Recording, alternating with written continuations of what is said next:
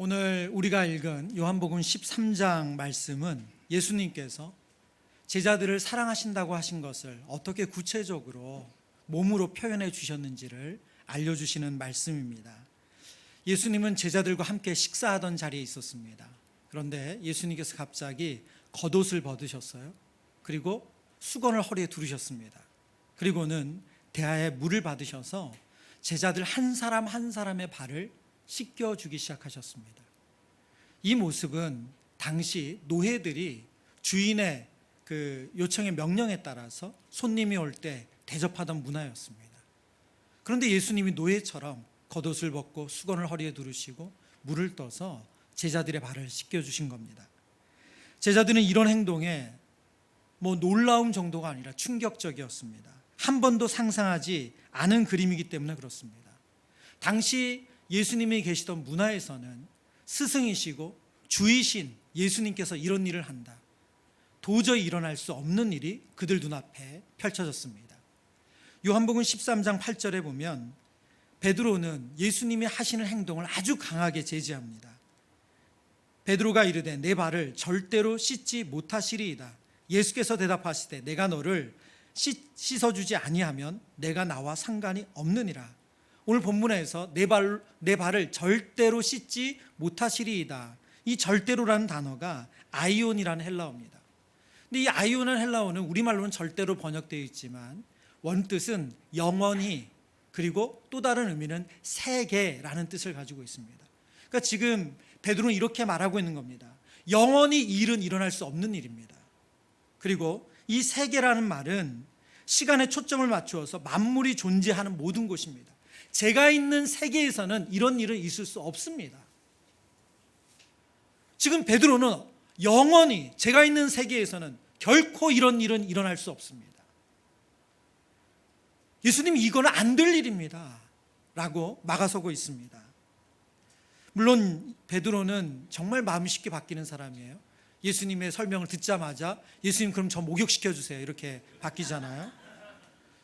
그러나 베드로의 그 강한 거부감을 가질 만큼 이 일은 일반적이지 않았고 도저히 상상할 수 없는 일이죠. 근데 왜 예수님은 제자들의 발을 씻기시면서까지 제자들을 섬기시는 그 모습을 보여주셨을까요? 그 첫 번째 이유가 예수님께서 직접 설명해 주시는데요. 바로 예수님은 섬김의 본을 보이시길 원하셨습니다. 제자들의 발을 씻기신 후에 예수님께서 왜 이런 행동을 하셨는지를 친절하게 설명해 주세요. 본문 14절 15절입니다. 내가 주와 또는 선생이 되어 너희의 발을 씻었으니 너희도 서로 발을 씻어주는 것이 옳으니라. 내가 너희에게 행한 것 같이 너희도 행하게 하려 하여 본을 보였노라.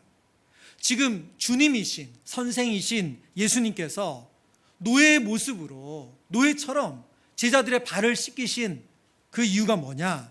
너희들이 서로에게 그렇게 섬겨야 한다는 것을 본을 보여주길 원하셨다는 거예요. 유대인들은 손님을 대접할 때 그를 극진히 환대한다는 그 표시로 노예를 시켜서 그 손님의 발을 씻겨 주었습니다. 그래서 그건 일반 사람들이 손님의 발을 씻기는 하지 않은 일이에요. 어떤 문헌에 보면 유대인 노예들에게는 이 일을 시키지 않았대요. 너무 하찮은 일이어서. 그래서 이방인 노예에게만 시켰다는 문헌도 있습니다. 그런데 예수님께서 직접 제자들의 발을 씻기시면서 무엇을 알려주시기 위함이라고요? 너희가 서로에게 그렇게 섬길 수 있는 그런 사람들이 되어야 한다. 갈라디아서 5장 13절 말씀입니다. 같이 읽겠습니다. 형제들아 너희가 자유를 위하여 부르심을 입었으나 그러나 그 자유로 육체의 기회를 삼지 말고 오직 사랑으로 서로 종노릇하라. 아멘.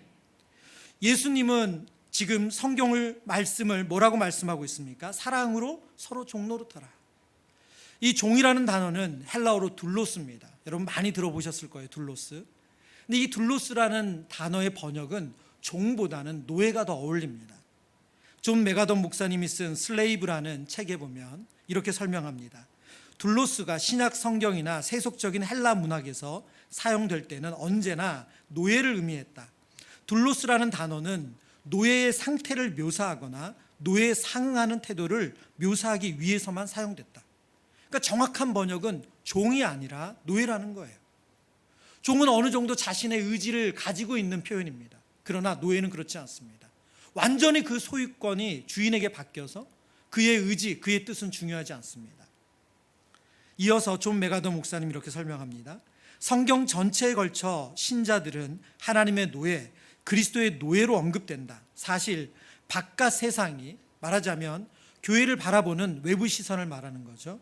바깥 세상이 그들을 그리스도인들이라고 불렀지만 신약 성경에서 초기 신자들은 반복해서 스스로 주님의 노예라고 불렀다. 그들에게 있어서 그 두 가지 표현은 동의어였다. 그리스도인이 되는 것은 그리스도의 노예가 되는 것이었다. 여러분, 우리가 그리스도인이라는 말은 다른 말로 하면 내가 그리스도의 노예가 되는 것이래요. 오늘 성경은 예수님께서 제자들의 발을 씻겨주시는 그 모습, 당시 노예가 하는 그 모습을 예수님이 하시는 것을 통해서 서로가 그렇게 해야 된다라고 말씀하셨어요. 왜 그것이 가능한가? 그들의 주인이 그리스도로 바뀌었기 때문에 이제 그리스도의 노예가 되어서 그들은 사랑으로 서로에게 노예가 될 수 있다는 거예요. 예수님께서 제자들의 발을 씻기시면서 제자들에게 알려주시고자 하는 사랑은 우리가 생각하는 그 상상을 뛰어넘습니다. 사랑으로 노예가 되는 것입니다. 여러분, 과연 우리가 예수님처럼 자발적으로 사랑의 동기로 서로를 노예가 되어서 섬길 수 있습니까? 어떻게 이 일이 가능할까요? 가정의 달 첫 번째 설교에 인용했던 폭풍 속의 가정이라는 책이 있습니다. 이 책에 보면 한 챕터 제목이 가족은 우리를 십자가로 데려간다예요. 가족은 우리를 십자가로 데려간다. 가족은 당신을 십자가 앞으로 데려간다. 당신이 그리스도 안에 있다면 삶의 모든 것이 결국 당신을 십자가로 이끌 것이다. 그리고 거기서 당신은 빈 무덤을 볼 것이다. 가족은 다시 한번 당신에게 보여줄 것이다. 당신이 생명을 얻는 길은 내려놓는 것뿐이요, 당신이 이길 수 있는 유일한 길은 지는 것뿐임을 말이다. 무슨 말입니까? 여러분, 가족이 십자가를 데려간다는 것은 무슨 뜻이냐면 내 마음대로 안 되는 것을 경험하게 된다는 거예요. 결국 내 의지, 내 뜻을 내려놔야지만 상황이 해결되고 관계가 다시 평화로워질 수 있다는 거예요. 끝까지 내 뜻, 내 마음대로 하고자 해서는 가족 안에 화목, 화평, 그런 안정감이 있을 수 없다는 거예요. 가족은 끊임없이 우리를 십자가로 데려간대요. 여러분, 어린 아이들 키우는 우리 부모님들이 있어요.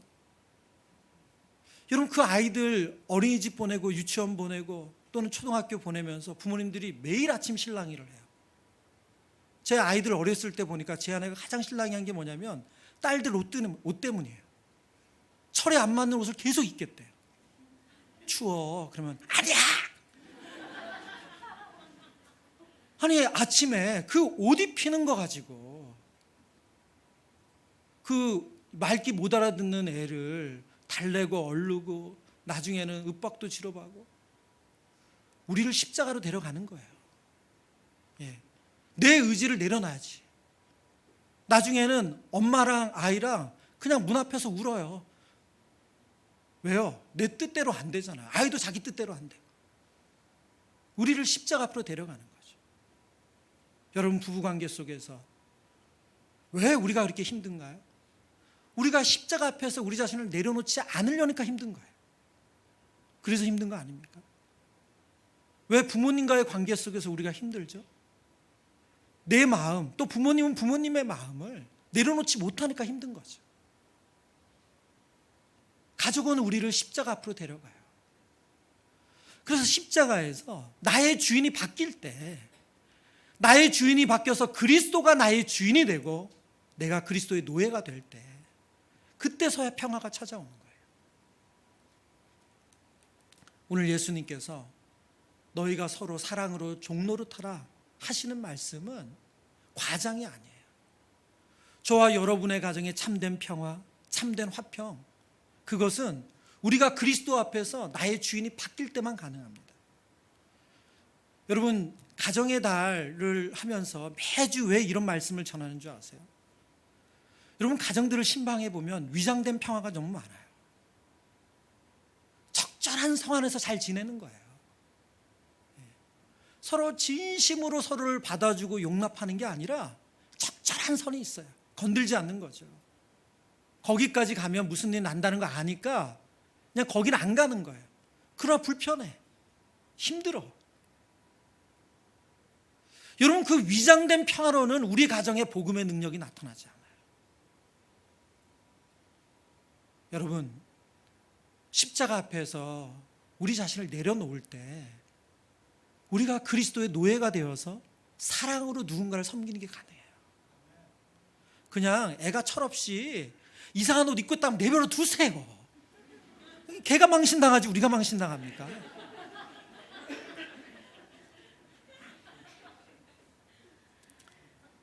예수님께서 제자들을 노예처럼 그들의 발을 씻기신 또 다른 이유는 예수님이 제자들에게 섬김을 통해서 정말 그들을 사랑한다는 것을 보여주시기 위함이에요. 요한복음 13장 1절입니다. 같이 읽어보겠습니다. 유월절 전에 예수께서 자기가 세상을 떠나 아버지께로 돌아가실 때가 이른 줄 아시고 세상에 있는 자기 사람들을 사랑하시되 끝까지 사랑하시니라. 아멘. 예수님은 십자가에 달려 죽으시고 그리고 그 얼마 후에는 또 부활하시고 승천하실 걸 다 하셨어요. 제자들의 곁을 떠날 걸 다 하셨죠. 근데 예수님은 그 사랑을 그들에게 더 간절히 보여주길 원하셨어요. 그래서 예수님께서 충격적인 사랑의 표현이 뭐냐? 바로 예수님이신 그분, 주인이신 그분, 주님이신 그분이 노예처럼 그들의 발을 씻기는 것으로 사랑을 보여주신 겁니다. 여러분, 유대인들의 식사 자리는 우리가 먹는 식탁으로 먹는 자리가 아닙니다. 유대인들은 비스듬하게 누워서 식사를 합니다. 그러니까 보통 뭐 영화나 이런 데 보신 분들이 있을 거예요. 네. 그러면 사람들이 우리처럼 이렇게, 그러니까 최후의 만찬의 그림은 그 당시 문화가 아니에요. 그들은 거의 둥그렇게 앉아서 비스듬히 누워서 식탁에 교제를 해요. 여러분, 그런 상황에서 발을 씻지 않고 밥을 먹는다는 거는 너무 불편한 일이에요. 아주 찝찝한 일이에요.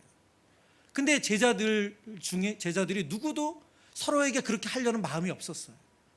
예수님이 그걸 하신 거예요. 사랑으로 노예가 되어주신 거죠. 요한복음 13장 10절 말씀입니다. 예수께서 이르시되 이미 목욕한 자는 발밖에 씻을 필요가 없느니라. 온몸이 깨끗하니라. 너희가 깨끗하나 다는 아니니라 하시니. 이 말씀 속에서 예수님께서 제자들의 발을 씻기신 의미를 설명했어요. 그것은 그들을 정결하게 하는 거예요.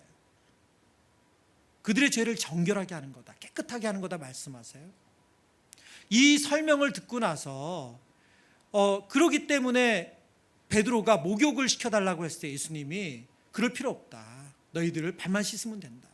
왜 목욕을 할 필요가 없다 말씀하셨냐면 너희가 목욕을 했기 때문이라고 설명하셨어요. 그것은 그들이 예수님을 영접함으로 중생을 받았음을 의미합니다. 그런데 다는 아니래요. 그러면 예수님과 함께 식사의 자리에 있던 제자들 중에 중생을 얻지 못한 자가 있었다는 거죠. 그가 누구입니까? 가룟 유다예요. 예수님은 그 자리에서 예수님을 배신할 자가 누군지 알고 있으셨어요. 그럼에도 불구하고 그의 발을 노예처럼 씻겨주신 거예요. 끝까지 사랑하신 거죠. 여러분, 근데 예수님의 이 사랑의 표현은 여기서 그치지 않습니다. 예수님의 최고의 사랑의 표현의 절정이 뭡니까? 바로 십자가에서 자신을 내어주신 거예요.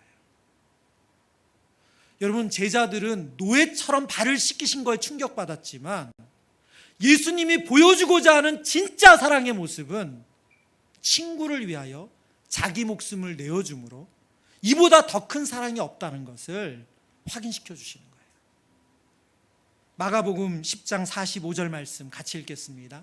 인자가 온 것은 섬김을 받으려 함이 아니라 도리어 섬기려 하고 자기 목숨을 많은 사람의 대속물로 주려 함이니라. 아멘. 예수님이 이 땅에 처음부터 섬기러 오셨어요. 대접받으러 오시지 않으셨대요. 사랑으로 노예가 되기 위해 오셨대요. 근데 그 최정점이 뭡니까? 자신을 대속물로, 자신을 십자가에서 우리를 구원하기 위한 그 속죄의 값으로 지불하시는 것, 그러기 위해 오셨다고 말씀하세요.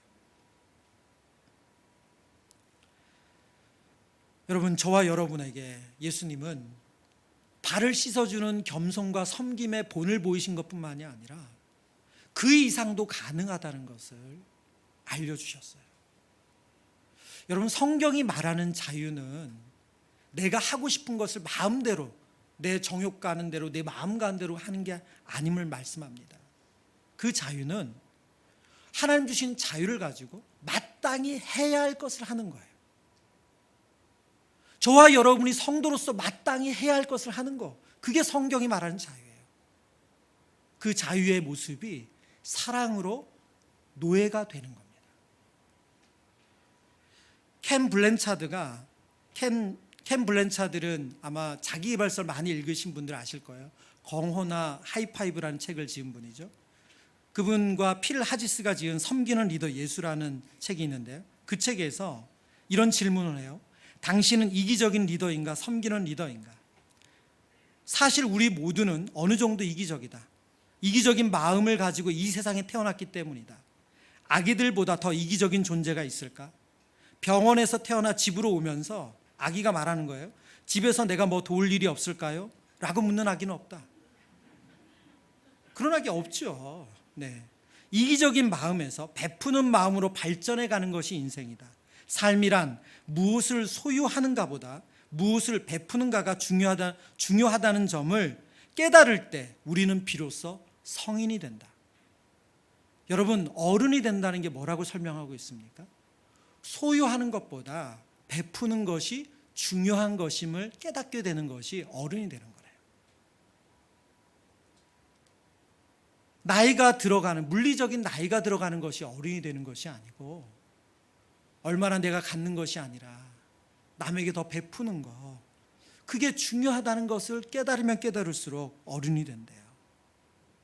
십자가의 은혜로 사랑으로 노예가 되어줄 수 있는 것, 여러분, 그것이 어른이에요. 여러분, 어른이 있는 가정은 평안해요. 여러분의 가정이 평안하다면 누군가 십자가의 은혜로 스스로 자발적으로 노예가 되었던 거예요. 여러분의 가족 중에 그분이 제일 모자라서가 아니에요. 만약 여러분의 가족이 늘 정말 투닥투닥 한다면 집안에 어른이 없는 거예요. 사랑으로 노예가 되기를 원하지 않는 거죠. 교회는 어떻습니까? 교회도 똑같습니다. 십자가의 은혜로 사랑으로 노예되기를 원하는 성도들, 그렇게 자발적으로 노예가 되는 성도들이 많은 교회가 건강한 교회예요. 어제 설교 준비를 평소보다 좀 일찍 마쳤어요. 이제 교회 다른 사역들을 어제 하지 않는 날이어가지고 조금 더 설교 준비를 일찍 마쳤거든요. 평소보다 일찍 잠자리에 들었는데 누워서 이제 잠이 들어야 되는데 계속 잠이 들지 않고 머릿속에 이 단어가 떠나지 않는 거예요. 노예라는 단어가.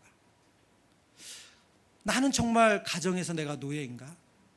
나는 교회를 섬기면서 내가 사랑으로 노예처럼 섬기고 있나? 이 질문이 떠나질 않더라고요. 잠이 들어야지 하는데 계속 이 질문이 저를 깨우더라고요. 내 시간, 내 몸이라고, 내 물질, 그리고 내 명예와 자존심이라고, 내가 그거 내세우면서 그거 지키기 위해서 사역하느라고 힘든 건 아닌가? 내가 가정에서 부대낄 때 내가 힘든 이유가 그것 때문 아닌가? 내가 노예 안 되려고 하는 거, 내가 우리 아이들에게 하찮게 여겨지는 거 싫은 거, 그것 때문에 내가 힘든 거 아닌가? 금요기도 시간에 사도행전을 함께 묵상하고 있는데요, 지난 주일날 사도행전 14장을 묵상하면서 14장에 바울과 바나바의 선교를 묵상하는데 너무 이해가 안 되더라고요. 왜냐하면 루스드라에서 복음을 전하던 바울이 돌에 맞아서 거반 죽은 사람이 됐거든요. 성 밖에 던져졌어요. 여러분, 그러면 그 성 바로 도망가야 되는 거 아니에요? 그 정도 일 겪었으면 포기하고 돌아와야 되는 거 아니에요? 근데 놀랍게도 그가 그 다음 날 깨어나서 다시 루스드라의 성에 들어가서 바나바와 함께 다시 더베로 옮겨서 복음을 전해요. 제가 말씀을 보면서 이 사람이 로봇인가? 기계인가? 감정이 없나? 근데 여러분, 어떻게 그 일이 가능하냐면 그 주인이 바뀌었기 때문에 가능한 거예요. 내 뜻, 내 의지, 내 명예, 내 감정보다 그리스도가 나의 주인이시라는 게 너무 분명하기 때문에 그렇게 그 사명에 이끌림 받는 삶이 우리가 읽기에는 너무 상식적이지 않은데 그게 가능하더라고요. 여러분, 우리가 힘든 이유가 뭘까요? 저와 여러분이 가정에서 부대끼고 힘든 이유는 뭡니까? 인간관계에 우리가 힘든 이유는 뭡니까? 여러분, 우리가 노예되기 싫은 거 아니에요? 내가 깔보는 눈으로 내가 그렇게 비춰주는 거 싫은 거 아니에요? 내가 더 높아지고 싶고 내가 그 사람보다 많이 알고, 여러분, 그거 계속 고수하고 싶은 거 아닙니까? 가장 아름다워야 할 가정이 위장된 평화로 아파요.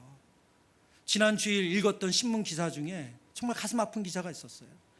여러분, 우리나라 결혼 5년 된 부부들의 이혼율을 조사했는데 5년 안에 이혼하는 가정이 20%래요. 5분의 1이래요. 그래서 심각하다는 거예요.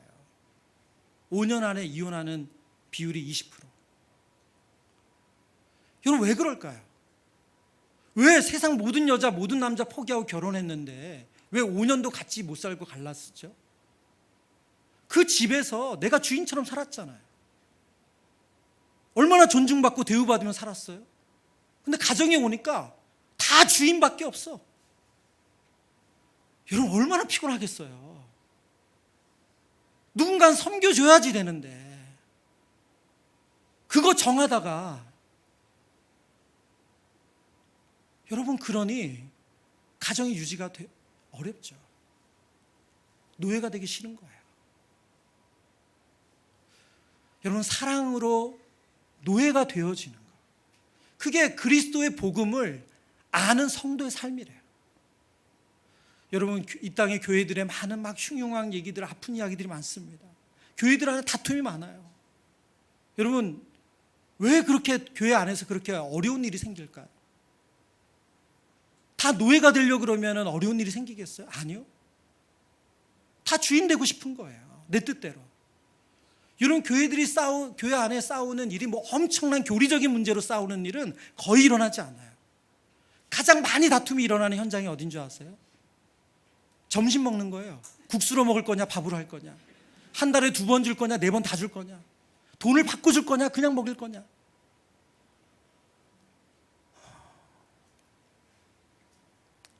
여러분, 노예라면, 우리가 그리스도의 노예라면 그거 가지고 그렇게 마음 상하고 네 편 내 편 가를 일이 아니잖아요. 근데 거기서부터 마음이 갈려요. 그래서 내가 저 사람이 날 쳐다볼 때부터 알았니? 뭐 이런 말. 그걸 어떻게 알아요, 우리가 그거를. 여러분, 노예는 내 의지가 없는 거예요. 내 뜻이 없는 거예요. 여러분, 여러분의 가정에 예수 그리스도가 주인이 되시고 여러분이 다 노예라고 생각해 보세요. 어떤 일이 벌어질까요? 여러분, 그 은혜가 있길 축원합니다. 우리 교회에 주인은 예수 그리스도 한 분밖에 없고 우리 모두가 노예가 되는 그 은혜가 있길 축원합니다.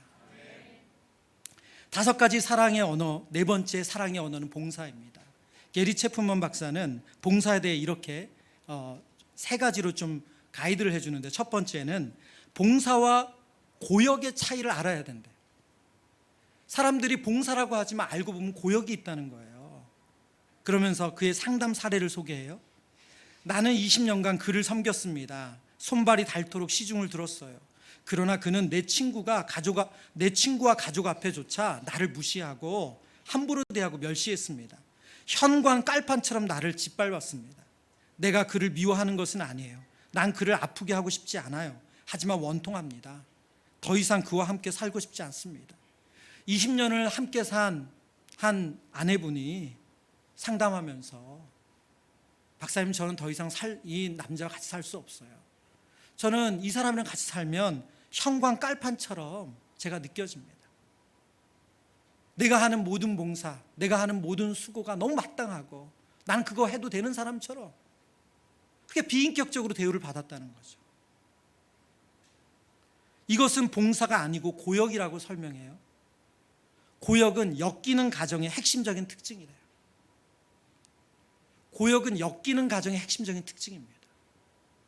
아내래서, 남편이래서, 장녀래서, 막내래서, 만약 여러분이 그런 가정에 그런 분위기 때문에 어쩔 수 없이 그런 수고와 애씀을 계속 해왔다면 그건 봉사가 아니라 고역일 가능성이 큰 거죠. 그리고 그 고역은 마음을 완고하게 만들어요. 분노하게 하고 적개심을 불러일으킵니다. 여러분, 우리가 고역으로 일을 하면 어떤 마음, 어떤 그런 한숨 섞인 말을 내뱉습니까? 내가 이 짓을 왜 하고 있지? 내가 이 짓을 왜 하고 있지? 가족을 위해서 밥을 하면서도, 또 가족을 위해서 일을 나가면서도 내가 이 짓을 왜 하고 있지? 고역인 거죠. 봉사가 아니에요. 여러분, 고역이 되는 두 가지의 가족 안에서 일어날 수 있는 상황, 우리 공동체 안에 일어날 수 있는 상황이 있대요. 죄책감을 이용한 사람을 움직이는 거예요. 나를 사랑한다면 날 위해 이걸 해줄 거야. 나를 사랑한다면 날 위해 이걸 해줄 거야. 이건 죄책감을 이용한 말이라는 거예요. 그게 우리의 마음을 움직여서 우리가 무엇인가 봉사한다면 그거는 고역이 되는 거죠. 그리고 두 번째는 두려움입니다. 두려움을 강요해서 사랑을 받아내는 거예요. 이걸 안 해주면 후회하게 될 거야. 당신 이거 안 하면 후회하게 될 거야. 이 말은 두려움 때문에 일을 하게 만드는 것으로 결국은 배우자나 그 사람에게 사랑의 탱크를 채우는 일이 아니에요. 만약 우리가 가족들에게 죄책감과 두려움을 이용해서 봉사를 받고 있다면 그건 사랑이 아닙니다. 여러분, 정말 여러분의 섬김을 통해서 가족들이 사랑 탱크가 채워지길 바랍니다. 또 여러분 또한 가족들의 그 봉사를 받으면서 여러분의 사랑 탱크가 채워지시길 바라요. 두 번째는 명령하지 말고 부탁하래요. 우리가 봉사를 말할 때 명령하지 말고 부탁하라. 명령은 관계를 더 멀어지게 하는 경향이 있다고 말합니다. 뭐죠? 예를 들어서 아침밥을 꼭 드시는 분이라면 밥 차려줘, 딱 이렇게 말한다. 명령이잖아요. 그렇죠? 그거는 사랑하는 마음을 꺾는데요. 배우자가 혹은 누군 가족이 그걸 해줄 마음이 있어도 그런 태도는 사랑의 마음을 꺾는다고 말합니다. 물론 가족 안에서 이것은 누가 해야 되고 이런 고정관념은 우리가 없애야 됩니다. 지금 사회적으로 그런 고정관념이 많이 사라졌죠. 제가 3년 전에 제 아내가 그 횡단보도를 건너다가 신호 위반 차량에 치였어요. 그래서 그 자리에서 쓰러져가지고 의식을 잠시 잃었어요. 그리고 병원에 치료를 위해서 이제 입원을 했거든요. 근데 그때가 이제 아이들 방학을 한 겨울방학 일주일쯤 남겨둘 때였어요. 너무 당황스러운 일이 생긴 거죠. 갑자기 모르는 번호로 전화를 받고 왔는데 119 구급대원이더라고요. 그래서 가족이냐고 맞다고. 그래서 이제 그 병원 응급실로 오라고 이제 달려가서 봤더니 아내가 그렇게 병원에서 검사를 받고 있더라고요. 너무 놀랐죠. 다행히 머리도 다른 데 큰 상처가 큰 이상이 없이, 그러나 이제 바로 몸을 치웠으니까 입원해서 치료를 2주간 했습니다. 제가 그 2주를 잊지를 못해요. 여러분, 갑자기 아내가 없는 집은요, 제가 그 2주 내내 밤 12시를 넘어갈 쯤에 뭘 하고 있었냐면 매일같이 빨래를 개고 있는 거예요. 근데 끝나지가 않아. 그래도 해야 할 일이 또 남아있어. 퇴근하고 집에 오면 세탁기 돌리고 하고 일이 해도 끝이 없어요. 아침에 아이들 학교 가야죠. 그것도 챙겨줘야죠. 근데 제가 정말 많이 회개했습니다. 제가 정말 그분의 사랑과 섬김으로 제가 살아왔더라고요. 여러분, 우리 안에 이건 누가 해야 되고 이런 고정관념이 있다면 빨리 정리되어야 됩니다. 저와 여러분이 가정 안에 내가 안 해도 무엇인가 되어 있다. 그건 누군가의 수고예요. 누군가의 수고입니다. 세 번째, 돕기 전에 물어보아야 된다고 말합니다. 여러분, 어떤 분들은 봉사를 해주면 우리는 누군가를 도와주면 좋아할 거라고 생각하지만 그것이 좋아할 일이 아니라 되게 마음을 불편하게 하는 대상도 있대요. 그래서 설명을 하세요. 봉사를 사랑으로 말하기 어려워하는 사람들이 있다. 그분들은 각자가 자기 일을 알아서 하도록 배웠다. 누가 널 돌봐줄 거라고 생각하지 마라. 이런 메시지를 어려서부터 들었다는 거예요. 그래서 자기 혼자 그 모든 문제와 일을 해온 사람들이에요. 그분들은 다른 사람들도 자신들과 똑같을 거라고 생각한다는 거예요.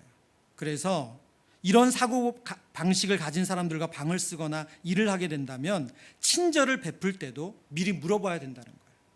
알아서 도와주는 게 아니라 내가 그거 해줘도 되냐, 내가 도와주는 게 필요하냐.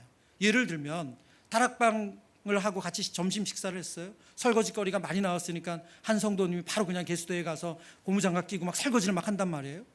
그러나 어떤 분은 그게 되게 힘들다는 거예요. 그 상황이 내가 하는 게 더 편한데, 그 자리는 내 자리인데, 이런 마음이 있다는 거예요. 그래서 봉사를 할 때는 꼭 미리 물어봐야 된다는 거예요. 아, 내가 도와드려도 될까요? 제가 오늘 이거 해드리고 가도 될까요? 그리고 또 하나는 어떻게 도와드리면 될까요? 여러분, 이렇게 봉사 오늘 말씀에 은혜 받고 갑자기 안 하던 거 하다가 집에 가서 왜 했어? 이거 이렇게 하는 거 아닌데, 이런 말 들으면 우리 마음이 확 꺾이잖아요. 여러분 꼭 물어보셔야 돼요. 어떻게 해야 되냐? 뭘 도와줄까? 함부로 나서시면 안 됩니다. 꼭 물어보고. 이번 주 미션입니다. 5가지 사랑의 언어 봉사. 이번 주 미션. 첫 번째는 가족 중에 한 사람이 해야 할 집안일을 대신해 주는 겁니다. 설거지나 분리수거나 신발자 정리, 화장실 청소 등. 저 중에 제가 제일 싫어하는 게 하나 있습니다. 저는 정말 화장실 청소가 힘들어요. 근데 여러분 가족들이 하는 그 일, 여러분이 이번 주에 대신 그 일을 맡아서 하는 거죠. 그리고 이번 주 미션 두 번째는 어떤 부탁이든 들어주는 심부름 이용권을 만들어서 가족들에게 한 장씩 나눠주기. 이거 아이들이 어렸을 때 생일 되면 아빠 엄마에게 선물하는 거잖아요. 선물 뭐야? 그러면 종이에다가 써가지고 안마 10분 이러고 그 다음에 이런 거 하는 거잖아요, 아이들. 여러분 한번 해보세요. 그래서 심부름권 만들어서 그거를 제시하면 하기 싫은 걸 대신 해주시는 거예요. 봉사. 이렇게까지 하는 이유가 뭐라고요? 우리 말씀이 우리의 머리만 끄덕이는 것이 아니라 정말 가슴을 지나서 여러분 해보셔야지 그 수고가 뭔지 압니다. 먹을 때는 아무것도 아니지만 그걸 만들기 위한 수고를 알게 되고요. 우리가 받아봐야지만 그것을 하기 위한 수고를 알아요. 여러분 이번 한 주간 꼭 이 미션 아니어도 괜찮습니다. 가족들에게 뭐가 필요하냐 물어보시고 어떤 도움 줄까 물어보시고 그거 하셔도 됩니다. 그래서 우리가 사랑으로 서로 노예가 되어주는 그것이 기쁨이 되는 은혜를 누리시길 축원합니다.